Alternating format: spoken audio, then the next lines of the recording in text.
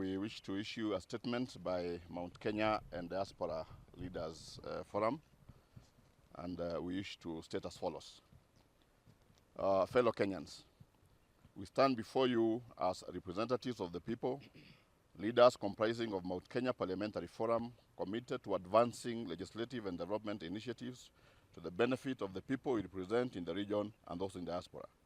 We hereby reaffirm our irrevocable faith in the unity and indivisibility of our region and the nation of Kenya. We come to you in tremendous humility to express immense gratitude and admiration to the people of Kenya and of this region for electing us to represent your interests and for electing the Kenya Kwanza administration with President William Ruto as the leader of our country, and we have resolved that we shall be meeting regularly to take stock of the progress and to review achievements and necessary interventions on critical issues that are of concern to the people we represent. We shall further form a coordinating committee to serve as a linkage between us and the executive in the advancement of people-sensitive legislative and development agenda in our region and region's interests in the diaspora. Exactly 1 day short of today, 2 years ago, on the 13th of September 2022, President William Ruto was sworn in as the 5th President of the Republic of Kenya. His inauguration marks the beginning of a new era, resonating with the hopes and aspirations of many Kenyans who believe in the greatness of our country and the unbreakable bonds that bind the people of this nation together. The hallmark of the 2022 election was a sounding vote of the residents of Mount Kenya for President William Ruto, a first where this region voted almost to a man for a presidential candidate born and raised in another part of the country. We are proud to have contributed to the making of this history. The Kenya Kwanza administration has overseen the country through extremely difficult economic challenges during the past 2 years. President Ruto has steered Kenya off an economic cliff, resulting in reduced cost of essential foodstuffs, household commodities, fuel, and the strengthening of the Kenya shilling against foreign currencies in a difficult post-COVID-19 period. Today, the country is no longer facing the risk of debt distress. With the country's economy assuming a positive trajectory, we expect the next 3 years to be the period when this administration will help our constituents and the rest of the country to revitalize the economy and improve the economic well-being of Kenyans. Unfortunately, our effort to consolidate the development needs of the people we represent and canvass for their realization has been frustrated by the lack of a focal point of reference around whom we can channel the interests and priorities of our people to the government for actualization.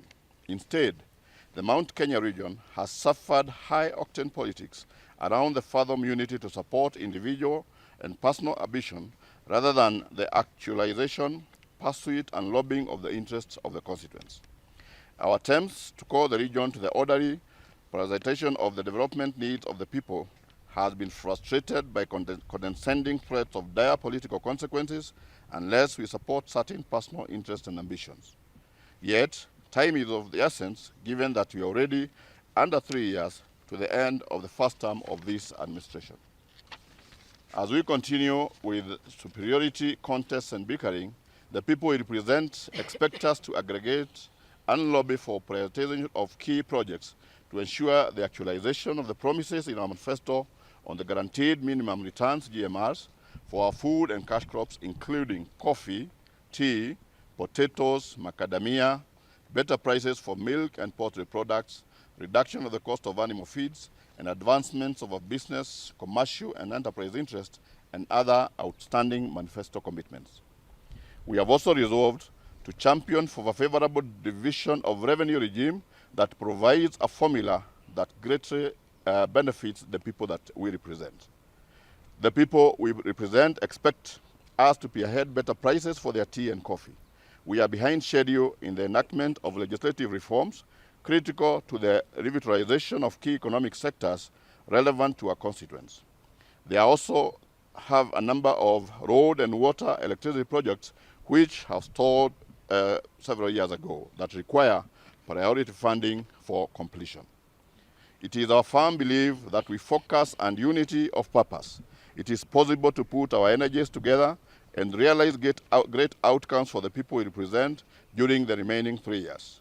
We commit to redouble our efforts to ensure that the priority projects marked for our region and for our people in the diaspora that are in the Kenya Kwanza plan are implemented.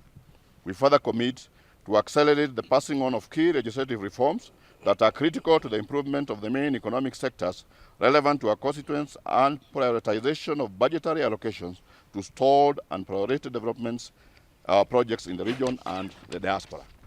On this basis, we meet here today to reinstate our commitment to the unity and development agenda of all the people of Mount Kenya region and diaspora, even as we advance the collective of Kenya as a nation.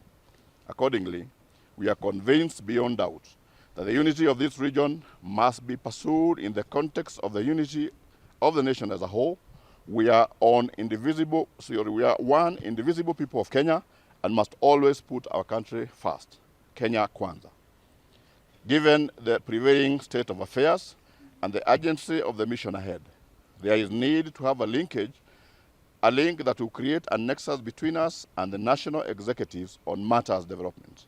Accordingly, we as elected leaders from this region and its diaspora, on our own behalf and that of our people, unanimously resolve that our link to the national government to be the Cabinet Secretary for Interior and National Administration, Professor Kindiki, whose responsibilities in the executive includes the coordination of national government functions across the country.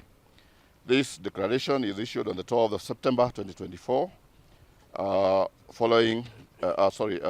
the following members.